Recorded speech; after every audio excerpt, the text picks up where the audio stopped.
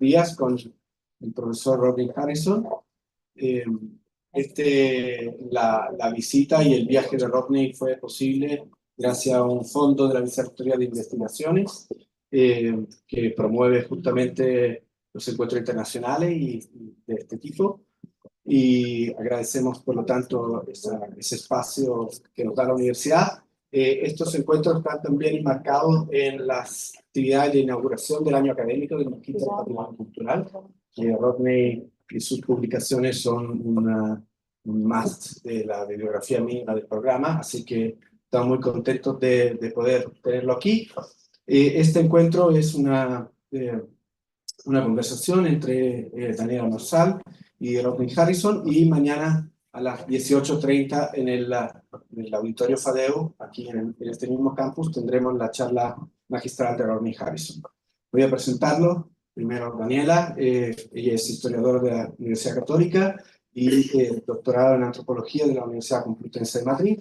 Y Rodney Harrison es profesor de los estudios del patrimonio en el Instituto de Arqueología del University College of London. Ha sido becario de Priority Area Leadership de Arts and Humanities Research Council entre el 2017 y 2021, e investigador principal en el programa Heritage Future, financiado con fondos internacionales, y en el cual ha desarrollado actividades que reflejan su influencia en el estudio y la conceptualización del futuro del patrimonio a nivel europeo, y no solamente europeo. Es fundador de la revista Journal Contemporary Archaeology y miembro ejecutivo de la Association of Critical Heritage Studies. Ha contribuido ampliamente al avance de la arqueología contemporánea y los estudios críticos del patrimonio. Y por último, su rol como codirector del Center for Critical Heritage Studies en UCL subraya su compromiso con la investigación y la interdisciplina. Muchas gracias, Rodney, to be here with us. And you have the floor, Daniel. Mañana tendremos traducción simultánea. Hoy día esta conversación va a ser en inglés. Gracias, Humberto. Bueno, gracias a todos por acompañarnos hoy día. Buena audiencia. Como acaba de mencionar Humberto, esto va a ser una sesión en inglés. Téngame paciencia, vamos a tratar de hacerlo lo mejor posible. Ya sabes que esta no es mi primera lengua, pero vamos a hacerlo lo mejor que se pueda. Obviamente agradecer al centro por la invitación y también agradecer al centro y a Humberto, su director, por esta visita, por el esfuerzo de Rodney para acá. Y obviamente, thank you very much, Rodney, for being here, being with us, and for this visit. Yeah, thank you very much for having me.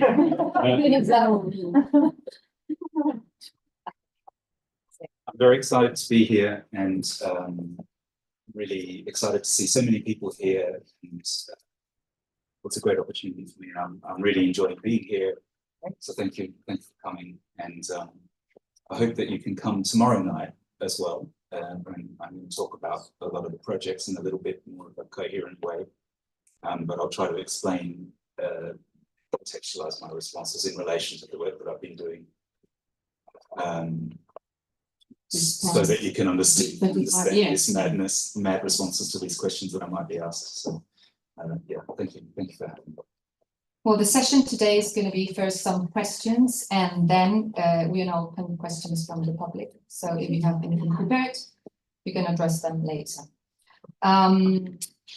First of all, Rodney, you have provided valuable insights in your writings regarding the dissolution of this traditional division between what is nature and culture in heritage. You believe, or you have written about including them together and including both human and non-human elements in this holistic approach, which obviously enriches our appreciation of heritage, but also opens up for a more expansive understanding of heritage and the possibilities for exploration and research. Thinking that this conversation is about current concepts and approaches to heritage research, the question is what and how heritage could be, which is an amazing and big question, I know, we could be here sitting forever, and how we address heritage, and especially how do we navigate these complexities in research, mainly. Okay, thank you for that question. So one of the things, I'm Australian by birth, and I got interested in heritage working with Indigenous people, actually, and mostly Jaru and Gija language speaking Indigenous people in the northwest of Western Australia, which is where I did my PhD. And then subsequently working quite closely with Aboriginal rangers in the New South Wales National Parks and Wildlife Service, where I was first based as historical archaeologist, and then I took on a role which was running the Indigenous co-management of national parks program. And so for the Aboriginal people that I worked with when I was doing my PhD, this idea that nature and culture are somehow separate from one another would be very confusing to them. You know, people say that culture is nature and nature is culture. And there is a kind of a distinct thread in what we might call the ontological turn in the humanities and social sciences, which has also been about looking at nature and culture as indivisible. As Latour says, you know, this is a fiction of Western modernity. We were never really modern. You know, this nature and culture were never really separate from one another. And I guess the idea of the Anthropocene, the kind of time of humans in which humans have become the primary geological force, climatological force, really forces us to confront the reality that even if nature and culture could have been at one point imagined as separate from one another, they can no longer be imagined in that way. In terms of heritage, you know, this idea that nature and culture are separate from one another has a number of diabolical consequences. And I came working within the National Park Service, which is ostensibly a nature management agency, which also has a remit for dealing with cultural heritage. You know, I found myself constantly thinking about the conflict, the apparent conflict between the management of natural heritage and cultural heritage. So one kind of little anecdote I have, one of the first jobs I had was to, we were writing a conservation management plan for these sheep ranchers' huts up in the mountains. So they would take the sheep up into the mountainsides and then down into the rivers, with sort of transhumance. And there were a lot of Aboriginal people historically working in this industry too. And it was for a project that a book that I wrote called Shared Landscapes, which was about Indigenous people and non-Indigenous people working together in the pastoral industry in Australia. And anyway, so I was kind of helicoptered into this very remote sort of hilltop, early 20th century wooden building. And two of the rangers were there already with a bulldozer, bulldozing this hut that I'd come in to look at, to write the conservation management plan for. And I was, you know, going crazy as we landed. What are you doing? What are you doing? And they said, oh, we're just cleaning up all this old rubbish. And for them, you know, this was not heritage. This wasn't the role of the National Park Service, is to conserve nature as a very pure thing. And humans have no place in that sort of model of the management of nature. So, and there were a number of conflicts also around sort of one of the things I mentioned this morning, which came out. The National Parks and Wildlife Service was founded in the 1970s, and they had Aboriginal rangers working in the National Park Service from very, very early on, actually. But they were often put in a very difficult position.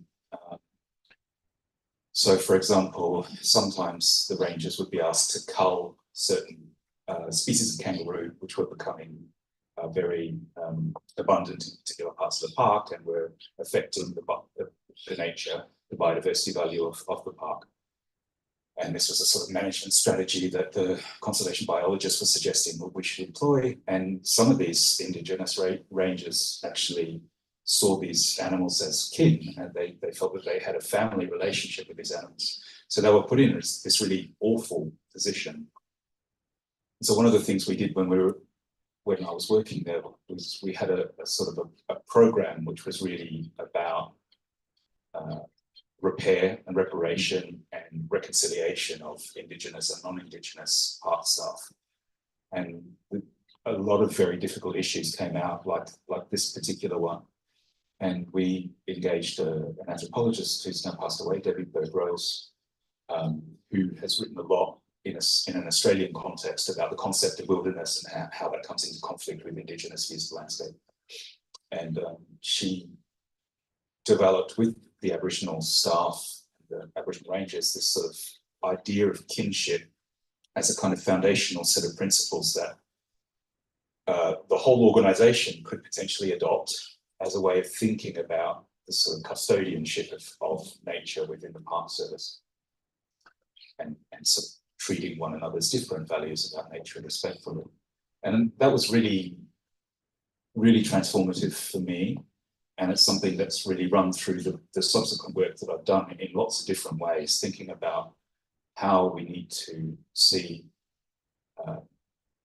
maybe step back a little bit from the very narrow fields that we've developed of heritage practice, and to think about the interconnectedness of different fields of cultural heritage preservation and conservation practice as well, which are often actually now very undertaken very separately from one another.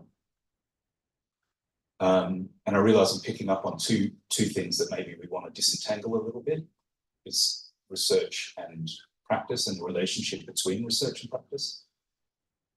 So, yeah, from a practical point of view, you know, if we were to say that nature and culture were never really separate from one another, and this is a fiction of Western modernity, what we now inherit is a system that was built with a range of organisations and non-governmental organisations working, governmental and non-governmental organisations working at a range of different scales, local, regional, national, international, which were invented precisely to support and to create this fictional system. And so we have to kind of work to try to knit them back together in one way or another. But I think it's not so it's not simple, because the system itself is now separated. And we've gotten into the habit of doing these things separately, but actually it's a sensible thing to do. It's not, I don't think it's quite necessarily so radical as it always seems. But picking up on the relationship between research and practice, we had a session on teaching this morning, so some people will have heard this a little bit before, but you know, one of the things that we try to emphasize in our teaching is the idea of critical practice. And there are some people that think that the role of a critical heritage studies researcher is to stand outside of practice and to critique.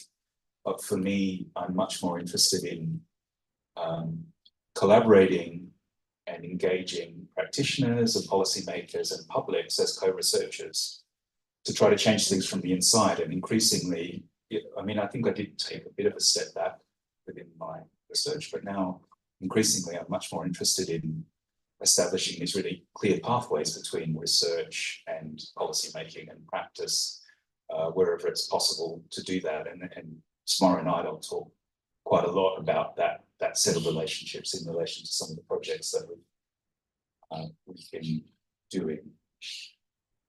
The other thing I wanted to focus on was,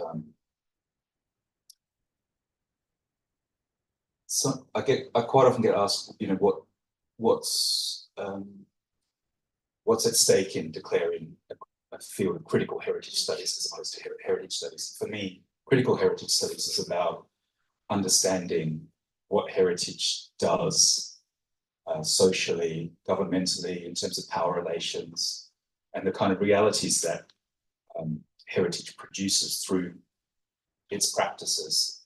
So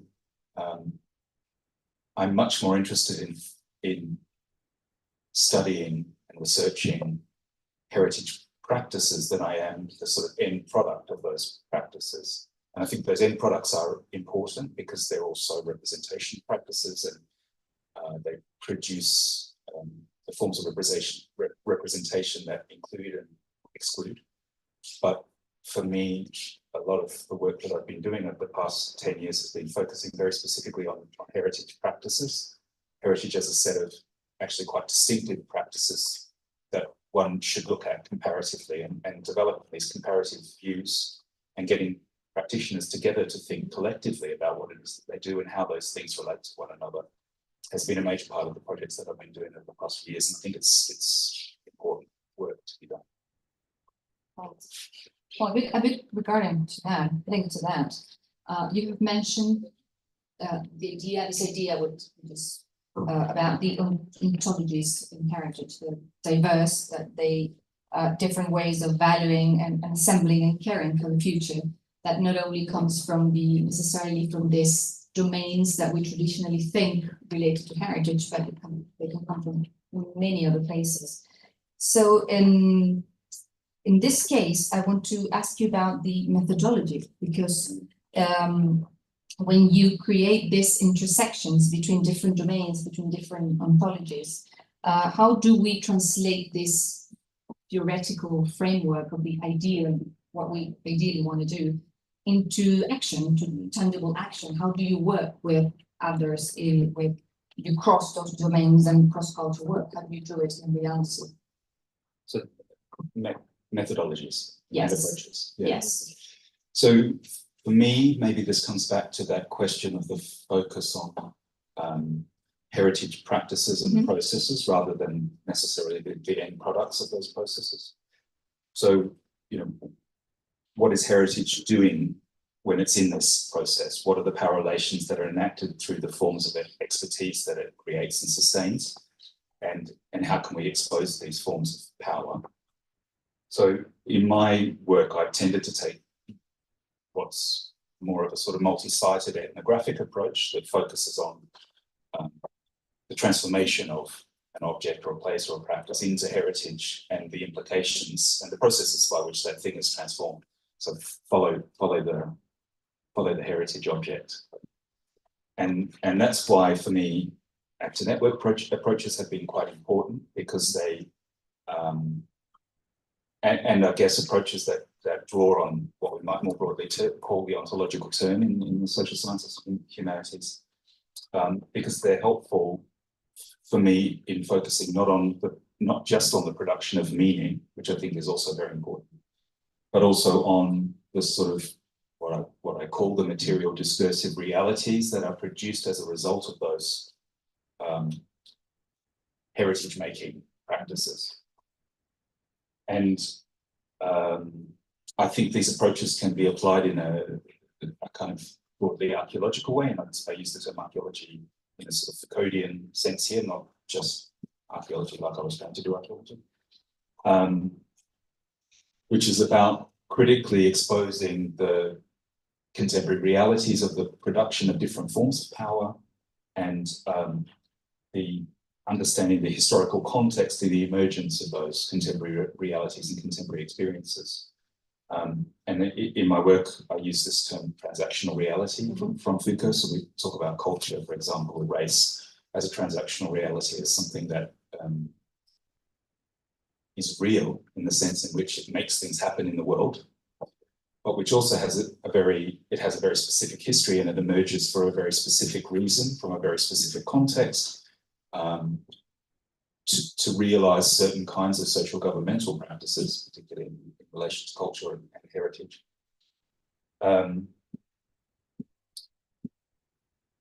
And for me, it's about understanding the emergence of those transactional realities, and then the work that they do in the world is part of the role of critical heritage studies and part of this sort of methodological approach that I think is really important to a critical heritage studies. But there are other ways of approaching these questions from other disciplinary orientations, and I think I'm much less interested in who owns the correct set of methods to do heritage than I am in putting together the correct set of methods to address the question at hand and the field in which one is operating to view those questions. And this touches a little bit on a question and an issue that I feel very ambiguously about, and that I kind of dodge and turn on, which is, you know, is there such a thing as critical heritage studies as its own field of research and its own field of teaching and its own field of practice? And a lot of my career has been built around this very idea that there could be such a thing. But at the same time, you know, like heritage, it's also a bit of a enigma. I mean, critical heritage studies has to take on new ideas, new perspectives, new methods, new approaches, new concepts all the time. And to kind of keep up with the transformation of heritage itself, the very, very rapid growth of heritage, you know, in a way heritage could now be anything. And, you know, the kind of claims that are made of heritage are very broad and increasingly broad.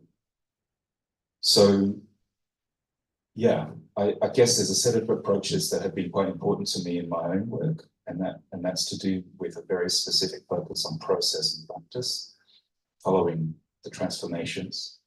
But, you know, I think there are also other ways of doing it, and I wouldn't want to claim any kind of particular privileged set of approaches, rather than to think always about looking for the power relations and the world-making capacities of whatever the set of practices are that one's interested in.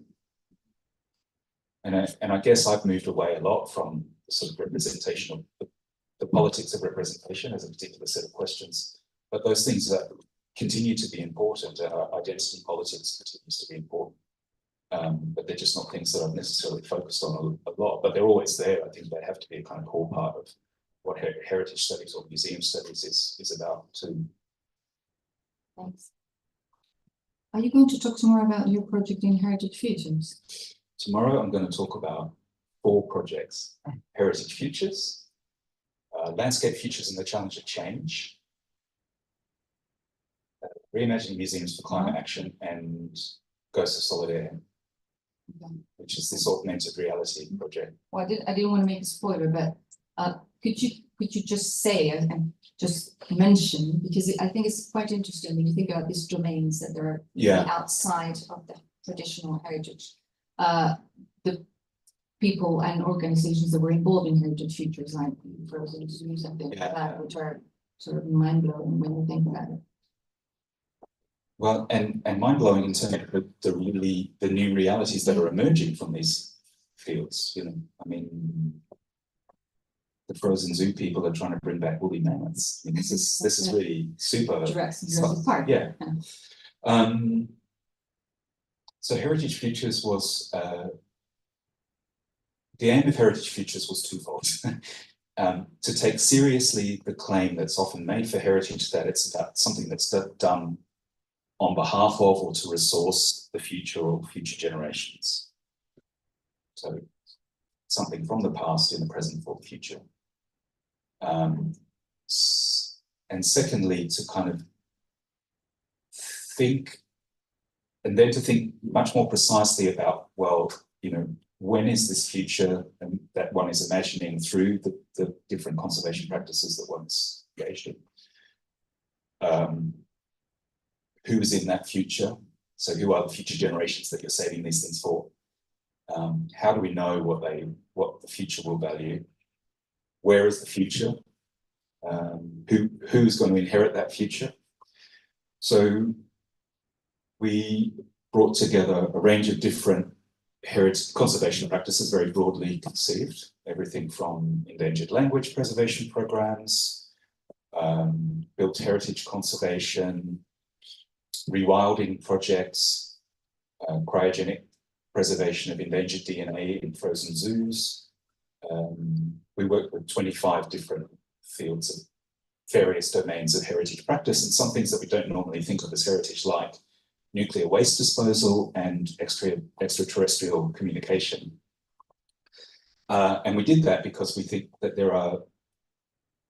firstly, there's a lot of sense in getting people together to talk about what it is that they do and how those things relate to one another or not. My experience in the National Park Service, for example, was precisely that often these different practices have different ways of understanding the value of heritage come into conflict with one another or work against one another. And I thought there was an opportunity for innovation to emerge from collectively thinking together with other kinds of conservation fields about, you know, what's common and what's not common to the different things that we're doing in heritage. So we staged a series of creative experiments and interventions, crazy things. You know, we took a bunch of, we had professional declutterers working with museum staff on deaccessioning issues. We had workshops at the long-term nuclear waste repository, which they're building in Forsmark in Sweden, to conserve the most dangerous radioactive wastes for 100,000 years into the future. And there we were thinking about, well, you know, think about your own conservation practice. If one was to think about the future as 100,000 years into the future, how efficacious is this thing that you're actually doing within your own field? And actually, you know, most people think 5, on a political cycle, actually, it's kind of 5 years or at most 10, 20 years. And the very most people really think ahead is a sort of generation, I guess. But so if we were to begin to imagine a sort of set of heritage practices that were to last for 100,000 years, what might they look like? So it was in a way sort of very much focused on heritage practitioners in lots of different fields and very much thinking about sort of creative and the potential for innovation that emerges from this sort of comparative work. And to focus on the idea of the future in heritage, actually, future, and in a way to empower people to think actually about, because there's a positive aspect to this, really, which is you know, that all of these different practices do create new potential futures. Yeah, so that was the point, but also to engage them critically, really, and to get people to think about their own practice.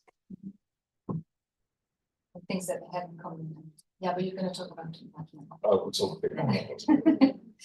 You were saying before that nowadays everything can be heritage. You were saying that before, and we know that the elements and the practices today are expanding what could be considered heritage. And you start, well, we sort of wonder, you know, where's the limit for this? The limit in space in museums, or the limit, you know, to which you can manage loss, for example. You have talked about in some of your writings about that, how we relate to things that you know you're gonna universally lose, or they're not gonna be forever there, and you know that's gonna happen. And considering an exercise of what should be kept and what should be discarded. How do we understand and manage conservation with this idea of managing loss with the eyes of the future, basically, because we do have to do that exercise at a certain point to sort of have limits.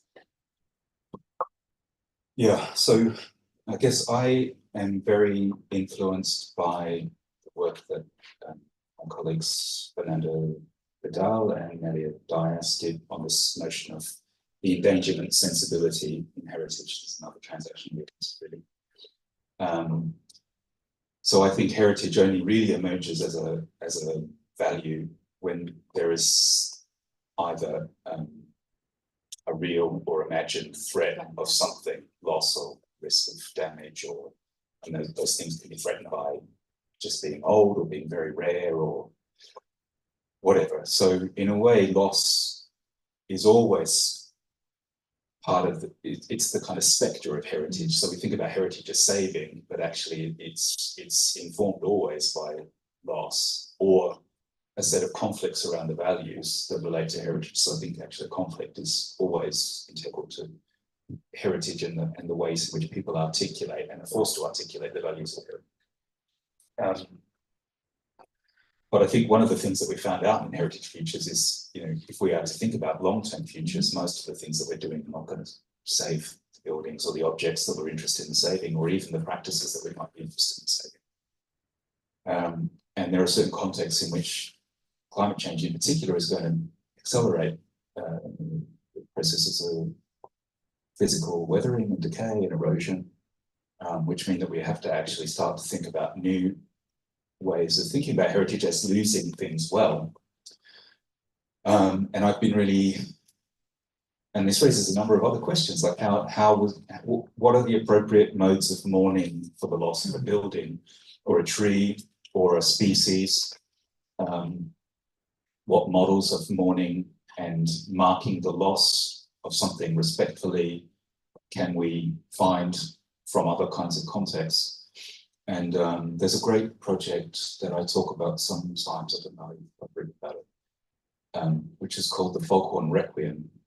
It's an artistic project that was developed by these artists, Lisa Altogenna and Josh Portway, who are now based in the UK. Lisa Altogenna is Danish. And it's a project that was developed to mark the end of the sound of the foghorn from the British seaside. And it's a piece of music that was written to be performed by orchestra and boats and lighthouse together. So it's, and there's a film of this. If you want to Google it, you can find it. It's this wonderful film about kind of staging of this requiem for the loss of the sound of the foghorn. And in a way, I think, you know, this is a kind of a really poignant example of an artistic work that can emerge from loss, that can emerge as a form of mourning, but that's also kind of creates something very new, very creative, and potentially quite important. And I think that there are some more practical things that we've been doing in other projects that I'll talk about tomorrow night in relation to managing loss. Yeah. But yeah, for me, that sort of idea of a requiem, idea of thinking about appropriate ways of mourning loss has to become part of the suite of things that we do within heritage, as much as thinking about saving things in the light of the climate emergency. And I think in museums, there's also a very active discussion about deaccessioning. One of the things that I've been discussing has been this sort of shift in the idea of the universal museum, the idea that you would collect one of everything, you know, like the Noah's Ark model of the museum, to a kind of a new way of to a sort of ontological crisis within the context of the museum, where every museum feels that it's full of too much stuff, and that's a result of actually the changing values that are attributed to museum objects. Because they no longer have necessarily a sort of inherent value. Actually, one of the things we found in Heritage Futures from speaking with lots of museum staff about this sense of having too much is that the values that are the highest value items in museums' collections are those that have the greatest capacity to tell multiple stories. It's actually about the capacity of things to tell stories and to tell more than one story that determines their value. It's not their inherent value, it's not their place within a canon, but it's rather the sort of capacity to tell stories. And I think that that's a major change, actually, which in many ways has gone sort of unmarked, but it's the way that people talk about objects in museums now is that their value isn't their capacity to tell stories. And so I think that there are things that can be learned from that shift in relation to other forms of heritage as well. Yeah, but I think learning to lose things well and learning to accept inherent change is also has to become part of the new suite of skills that we train our students with and that heritage professionals will have to engage with, given the climate crisis and various social crises that are emerging and the way that the world is now. So I think it's important, and that's something that doesn't emerge from the sort of research that we can do. That's something that we have the capacity to stand back and help practitioners who are much more perhaps focused on the saving part to kind of understand that too. Just a question about what you were saying about the objects. When you say that the most valuable ones are the ones that can tell many stories, who decides those stories? The people who work at museums, or is it the public or the community? Well, it's still people who work at the museum. I mean, I guess in my slightly more cynical, you know, because there's a new mode of museology, where publics and source communities are invited in to kind of comment on and work with the objects, and these new modes of knowledge are in a way more or less acknowledged as new sorts of expertise, but fundamentally the kind of power structure hasn't transformed. It's still curators who care for the objects. And I think, you know, this is not to be overly critical of individual curatorial staff, because as I say, everyone thinks they're doing a good job and they're doing the right thing and they're doing it in the best way that they possibly can. But it's the very structure of museums as institutions that reinforces these forms of power.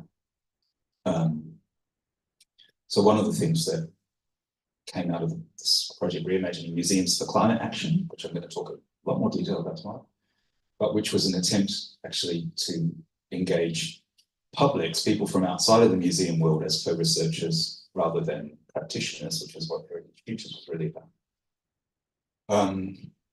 So one of the questions there was that we asked, it was an ideas competition, a design competition, where we asked people, mainly from outside of the museum world, what forms of action for climate do you want to take as an individual and as a collective group? And how would museums need to change to facilitate that? And it relates to the part of the Paris Agreement and the Framework Convention on Climate Change, which is loosely called Action for Climate Empowerment. It's the obligation on governments and institutions to facilitate citizens' action on climate. And it has a number of different elements. Anyway, so we asked this question. The idea was to develop an exhibition for COP26 when it was held in Glasgow, the climate change conference. And we got like 500 responses from 50 countries. I mean, it was really big. And we worked with a panel of judges to help us choose 8 that we could develop an exhibition from. And a major part of this, a major outcome of thinking collectively about the responses to this really is that idea that museums need to see themselves as spaces for people, as public spaces actually, as spaces to facilitate people getting together and doing their own projects, and not seeing their role as one of sort of experts in quite the same way. It's not a pedagogical role, it's a convening role actually. And there are some other outcomes, recommendations for museums that came out of that project. But this idea of a museum as a space where you can come together to do activities that may actually have nothing to do with the museum itself actually, was something that emerged really importantly. These are buildings that have space in city centres, and they can convene groups of people. One of the things that we did, we had an exhibition that came out of the Heritage Futures project that was installed at Manchester Museum. And one of the things we did there is we had really very small micro-funding for different organisations to bid to do work that picked up on the themes of Heritage Futures. And it was really successful. They funded dozens of small projects that were really just about getting people together to use what we called the Heritage Futures Lab, this space that we made available for people to convene, just to do their own projects and to support them. And small amounts of funding can actually go a really long way for groups that don't have any funding. So I think that there's a lot of ways that these institutions can convene just through providing spaces for people to come together and to do things. The last question, and it's very related to what you just said. In this era right now that you've been studying the Anthropocene, which entails obviously a lot of challenges and new scenarios, how do we make heritage important in this scenario? Do you make museums make a difference, or heritage matter in that sense? Is it possible to transform these institutions into agents of change or agents of activism, and what lines of work or maybe research would assist to do this? So one of the things I've become much more interested in doing is designing these projects that have a really clear pathway from research, mainly comparative research, to then sort of engage critically with policymakers and practitioners and publics, and to sort of think about that as a very clear through line. So reimagining museums for climate action was a good example of this. Going in reverse, thinking about what publics really want to do and how we can take that and turn that into something that museums can use. So we developed this museum toolkit, which is available online, and the exhibition, which was obviously sort of public facing. But there's a number of other projects, actually projects I won't really talk about tomorrow, which I guess are equally involved with engaging these questions. So we have a new Horizon Europe funded project called, well, its short name is PITCH, its long name is Petroculture's Intersections with the Cultural Heritage Sector in the Context of Green Transitions. And there was a call from, as part of the Horizon Europe, the European funding program, for projects which looked at the capacity for cultural heritage to help Europe's citizens face change with confidence. I felt like this was written just for us.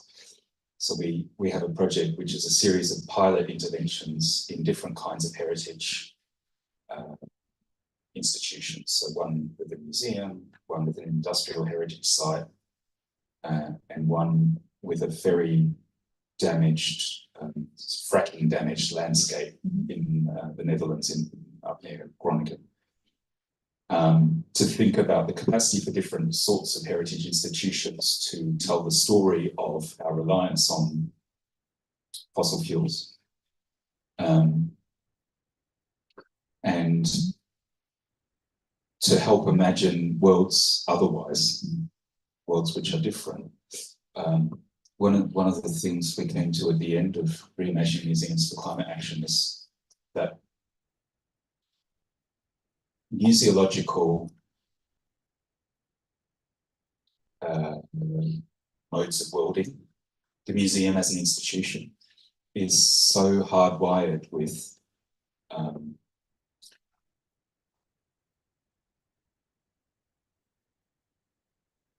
notions of extractivism, notions of endless growth,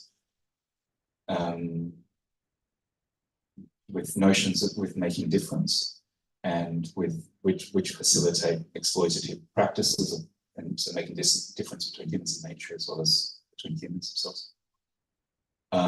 That in a way it's actually quite hard to transform these institutions, because those notions are they're in there, they create them and they reinforce them, and they're reinforced by other practices in the world. They're all completely entangled with one another. So the idea of this project is really to kind of start thinking about doing quite different sorts of things with heritage, to use museological modes to do quite different kinds of thinking about what heritage might look like in the future. And then to work on policy that we can develop out of this with different organizations that we've worked with before. And one of the other two projects that are probably worth mentioning is this thing called we have a project called the Black Atlantic Innovation Network, which I've been working on with my colleague Paul Gilroy, who is a kind of race studies scholar. And last year was the 30th anniversary of his book, The Black Atlantic, which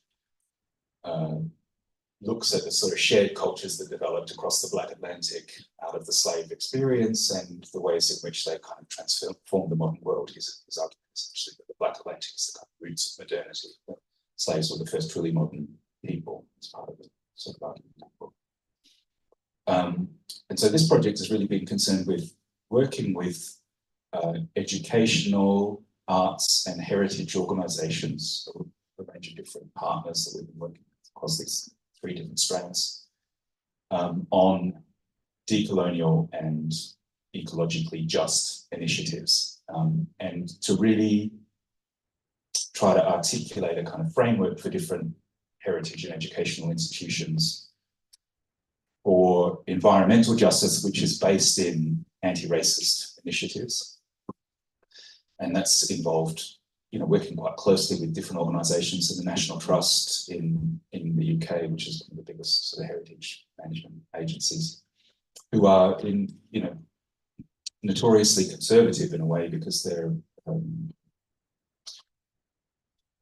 a subscription organisation. They're actually one of the biggest membership organisations in the United Kingdom, but equally have been doing very interesting things on the kind of history of slavery in relation to the properties that they manage.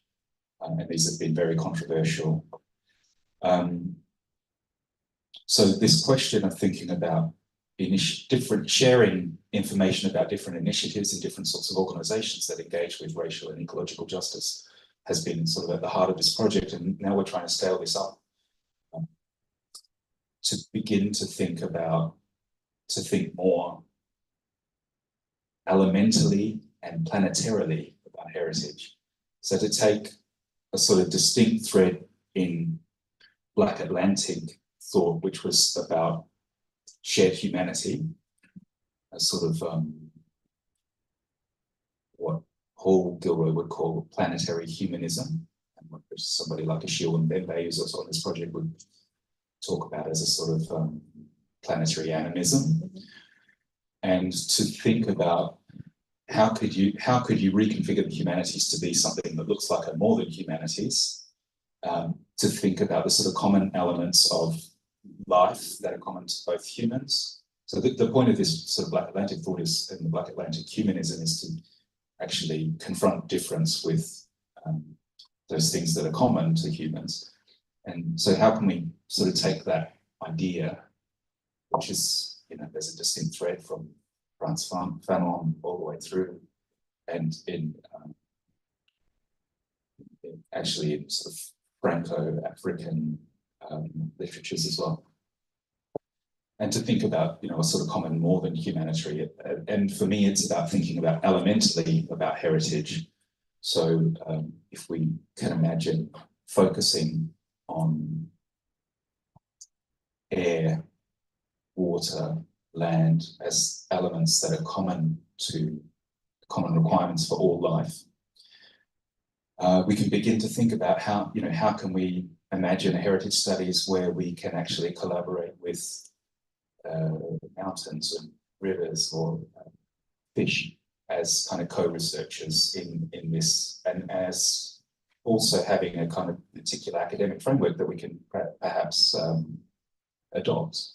And it's a kind of in a way, it's a sort of crazy thought experiment, but it's also, I think we need to reimagine our disciplines within the context of the planetary crisis, actually, and that requires one to think differently about things.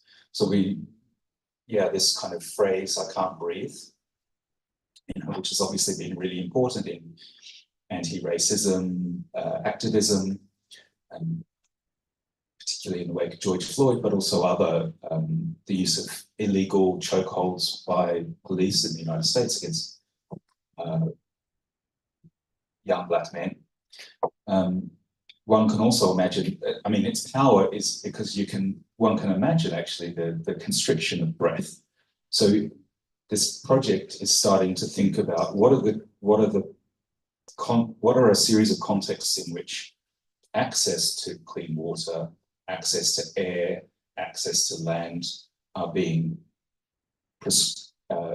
constrained in one way or another, as ways of thinking about heritage, in terms of inheritance, actually. So one of the things that I've written recently with my colleague Colin Sterling is actually thinking about inheritance as a paradigm for heritage, which allows one to think productively across both negatively as well as positively valued legacies of past human behaviour. So that allows us to think of climate change, for example, also as an aspect of heritage, pollution also as an aspect of heritage. And so this is another way, I think, of rethinking heritage in the Anthropocene in a more activist-oriented fashion. to think about both negative as well as positively valued aspects of human inheritance. Yeah. Excellent, thank you. Si alguien tiene preguntas, abrimos ahora panel.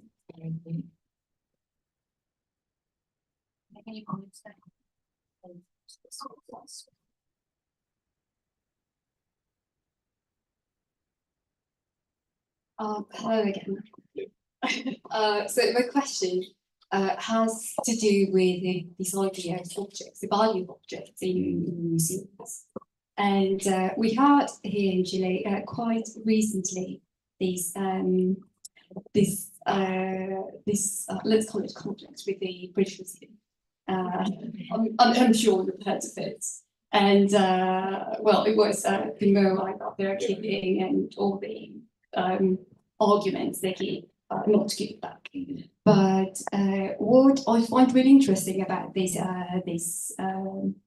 debate, particularly what happens in Chile, is that if you go through the comments that people were living on their socials, they were mostly like, let's call them continental Chileans, not actually Rapa Nui. So, and if you think about it, technically, Chile, as a post-colonial nation, colonized Rapa Nui. So then it's like, this is problematic. And if the British Museum were to give the Mohope back, what would happen to it? Would it go back to Rapa Nui? Would it have to stay here? And then there is the ontological issue as well, that it's not just it's not material culture per se in the Rapa Nui worldview, let's call it. It's actually an ancestor. It's a member of their community. So it's really complicated. And I just wanted to kind of it's a tricky question because obviously it doesn't have an answer. But I just want to hear your thoughts on that. Thank you. Yeah, I mean,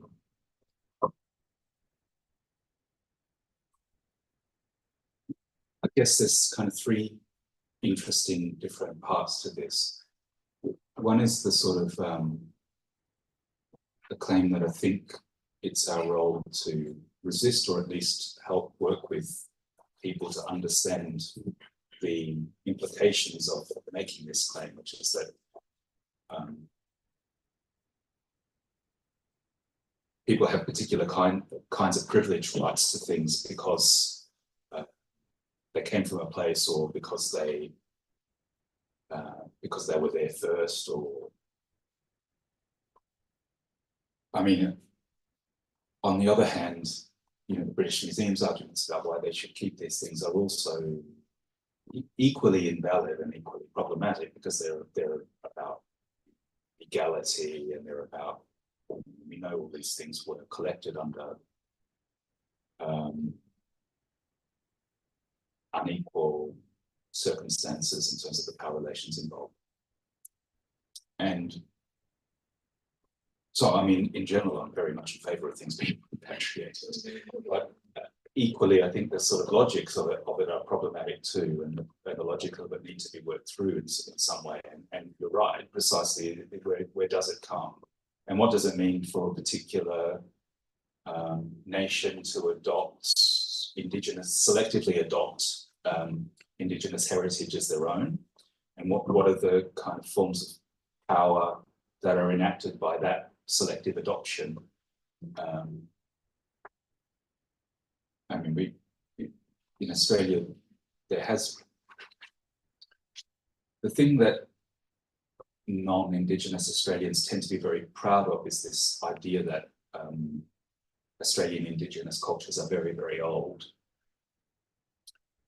And in a way, you know, one could see that as a sort of positive thing, but equally, it's a kind of a way of imagining Indigenous people as dead and gone, imagining authenticity as residing in the very, very, very deep past and not in the Aboriginal people that people encounter on the street every day. That those are not really the real Aborigines. The real Aborigines are very old.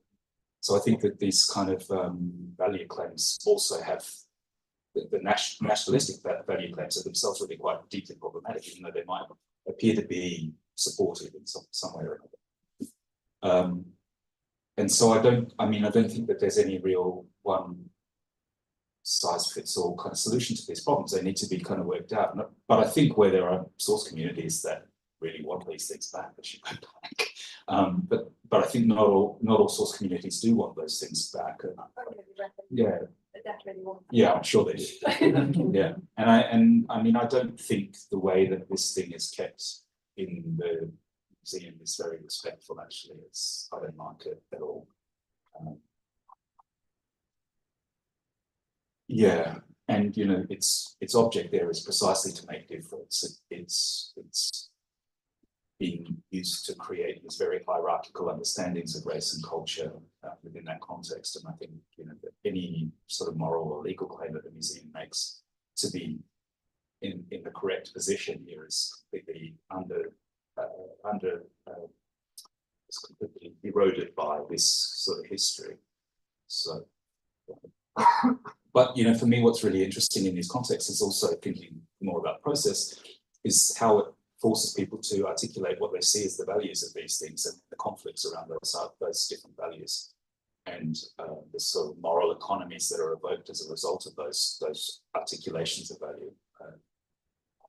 Yeah. ¿Alguien más? Thank you, Rodney. Taking into account what you have been saying about the shifts on heritage management and understanding, I would like to know, what do you think is or should be the role of the digital tools in heritage management and in heritage studies? Yeah. So one of the things that I think is one of the reasons I have felt quite critical of the sort of digital turn is that it did this sort of, it performed a kind of magic where suddenly documentation became preservation. And so I'm kind of interested in that slippage and what that does. And I think in some contexts, you know, there are all these digital repatriation projects, which I think one could be quite critical of, in the sense in which it's like, you know, we're giving you this thing back, we're giving you access to this thing, but you're not really giving the thing back, you're giving access to an image of the thing back, which is quite different actually. And often it doesn't necessarily fulfill people's, you know, if we're talking about source communities, it doesn't necessarily fulfill their desires to get those things back, because actually people want them for political reasons as much as they want them to be able to look at. You know, that question of ownership continues to be really important for people, I think. On the other hand, you know, there's no doubt that, you know, there are these things like born digital forms of heritage as well, which I think are also, you know, part of the mix. So I'm interested in the projects, and I'm interested in digital technologies as new ways of engaging with heritage. And one of the things I'll talk about tomorrow night is this project Rest of Solidaire, which is an augmented reality experience, which we worked on again with my colleague Colin Sterling, with a group of young Londoners who identify as Londoners of colour, in the wake of Black Lives Matter, around all the debates around contested monuments. And in England at the moment, the policy is, we have a governmental policy which is called retain and explain. So there's a kind of explicit government direction not to take down contested monuments, even where there's very strong support for those contested monuments to be taken down, and to just better explain them. So this creates a kind of a very difficult set of conditions actually for you know, because we know that some of these monuments are offensive. You know, they are monuments to people that killed lots of people, and people don't want to have to be reminded of these people. They don't want to see them on a plinth every day. So yeah, I think that there are possibilities within that very difficult political context of doing quite interesting things with digital technologies, new kind of immersive experiences, using augmented reality that allow one to actually tell different kinds of stories or provide different kinds of experiences. And that's what the focus of this project is really on, experience. That allow one to operate counter, the sort of counter heritage way of operating. So I think, yeah, I mean, I don't want to be, the documentation projects are really important, and they are a kind of, I don't want to say they're not important, but I think that there has been a kind of weird slippage where documentation becomes preservation somehow. And that interests me in terms of its politics, I guess, in terms of what work that does. Yeah.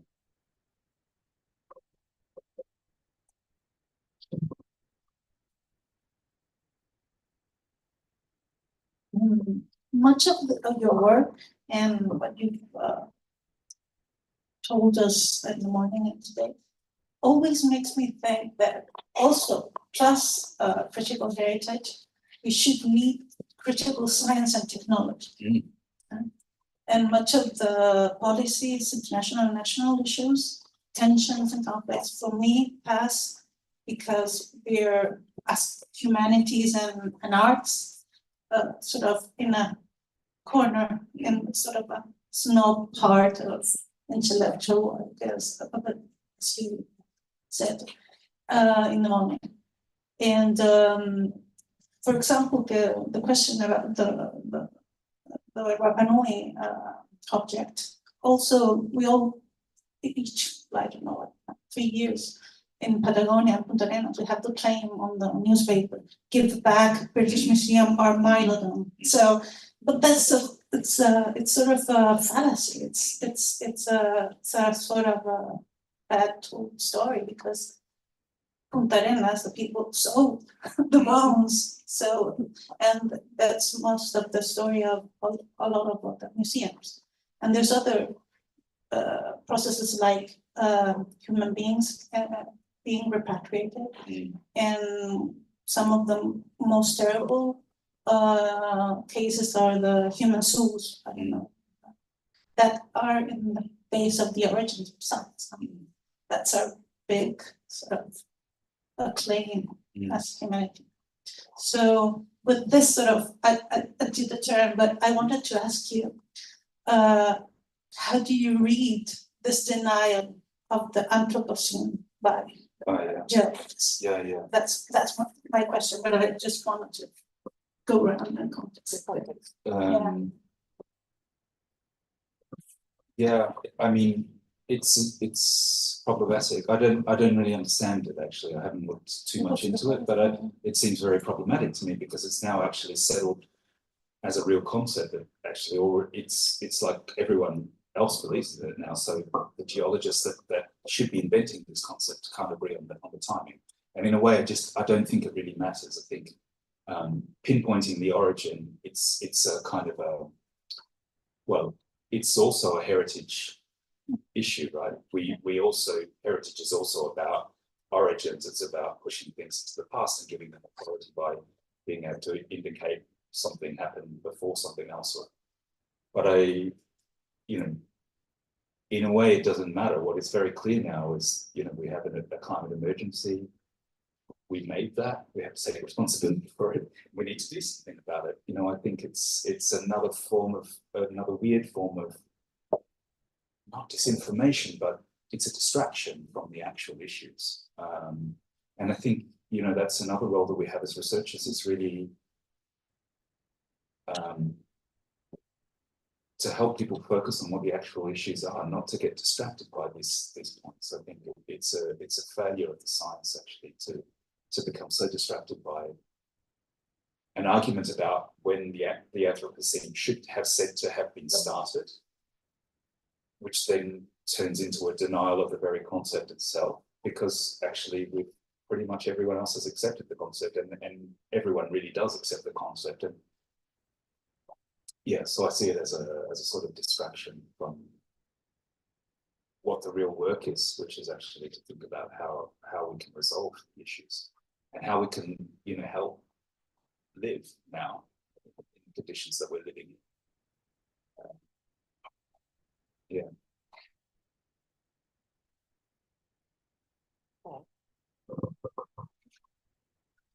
No sé si hay alguna Thank you, Rodney. Thank you, Daniela. alguna última. Ahí, perdón, yo lo veo. Ya, ya.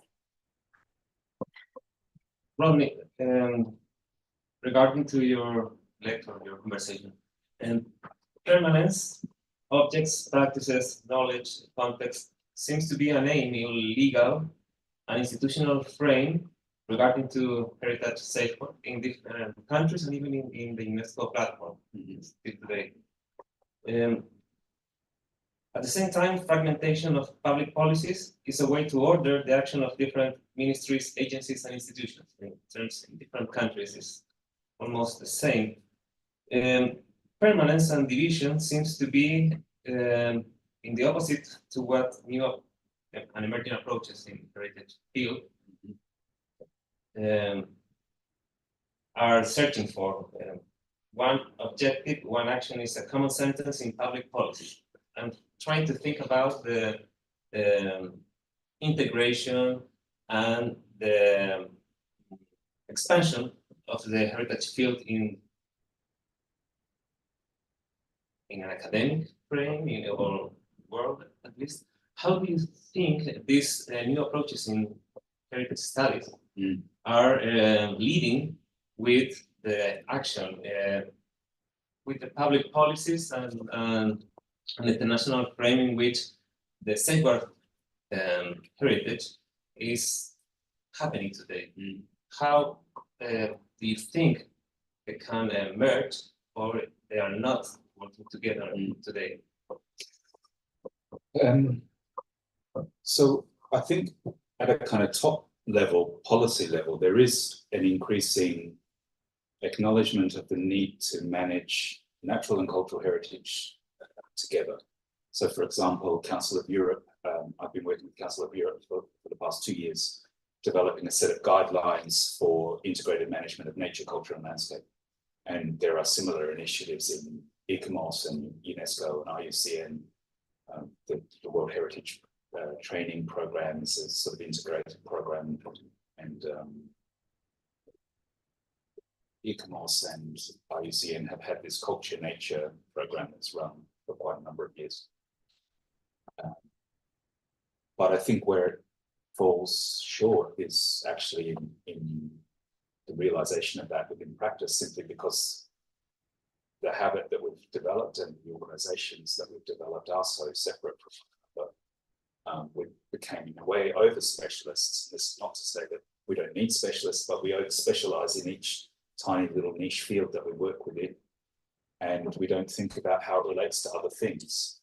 And I think that's where there is really significant potential for different heritage practices to work against one another in one way or another, to actually, to erase the work of the other specialist who comes in later on. So I think it's that practice where things really need more work, and maybe it takes time, I don't know. And maybe it takes, as researchers, we have a kind of privileged position of having the time to think about this and to be able to work with practitioners to, you know, think more broadly and more comparatively about the sort of work that they do and the context in which that work sits. So I think that in a way that's our obligation, is to actually collaborate more with practitioners and to kind of, which is not to say that we're telling them what to do, you know. I don't think of myself as an expert in everything, but I think what I have is a privileged position of being able to stand back and think comparatively about different sorts of practices and how they relate to one another.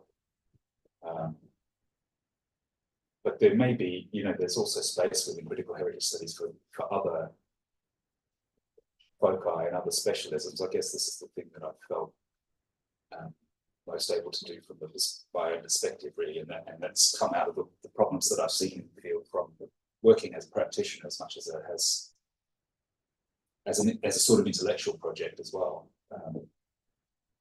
Yeah.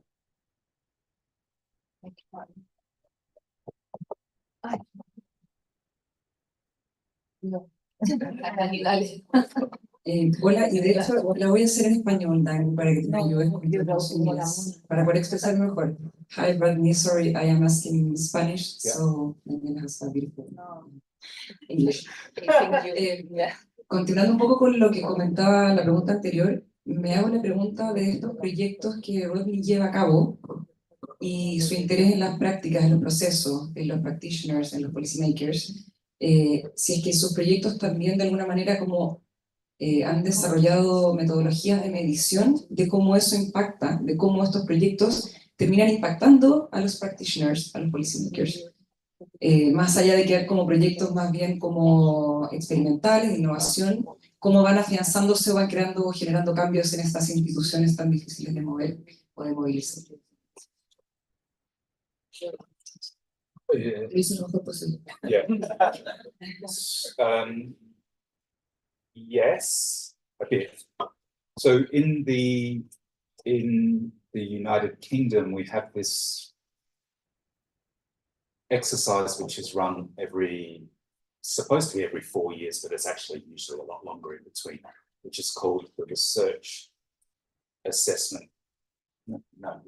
Research and Excellence Framework, REF.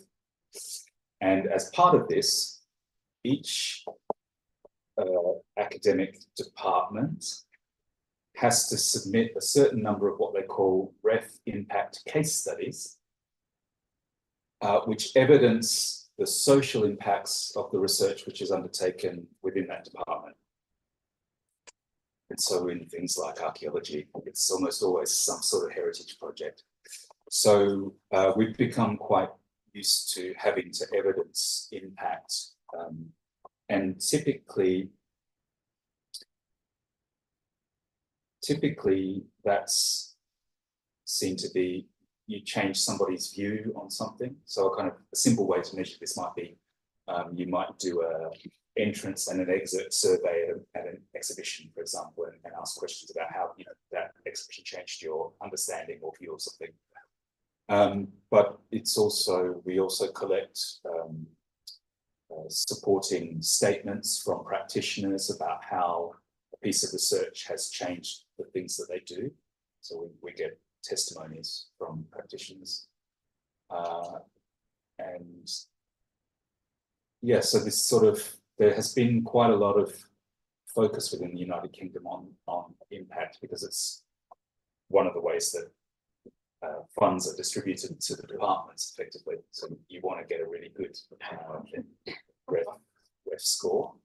And there are other ways, so that there's rankings of the publications, and there's an environment statement, which is about how productive a research environment you have. But the impact case study has really transformed the kind of expectations of the social impacts of the sort of research that goes on in the United Kingdom. And so the research councils also ask you to talk about the different pathways to impact that you're producing in a project. So that typically might be if your project aims to transform understandings of the Neolithic or something, that you have to design a specific pathway to that impact with publics as well as with practitioners within the context of the research project. So it's become more kind of embedded in the research environment in the United Kingdom. I think that's been really good, really transformative. It's one of the few good things about the system, is actually it forced people to really think about the social impact of their research and to think about new ways to measure it. But then when one looks at the case studies that scored, well, you never really know the score exactly, but you know which institutions did well. And if you look at what the case studies say about what people think heritage should do, it's the same old stuff. It's like, saving buildings and documenting endangered archaeological sites in conflict zones. And it's not more sophisticated things. Not that I might sound bitter about it. Just a bit. yeah, I mean, in a way, it reinforces these stereotypes about what heritage is, and it's not quite up with where we might collectively think what heritage should do, which is a pity. But But maybe that has to do with the instrument that they apply, doesn't it? yeah, and who actually is on the assessment panels? Oh, So right. heritage really sits in archaeology, actually, and it's mostly quite traditional archaeologists actually who end up reading these things. So it's no wonder.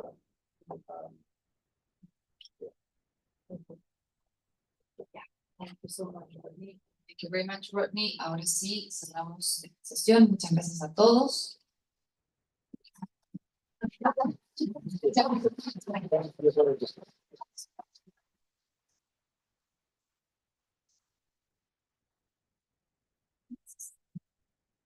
Invitamos- Hacer señas, No, pero entablar, la seña no era muy compleja. Lo invitamos afuera. No, tendría que haber sido